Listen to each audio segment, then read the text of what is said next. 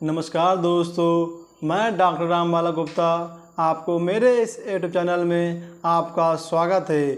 दोस्तों, आज हम बात करेंगे खांसी जैसी समस्याओं के बारे में।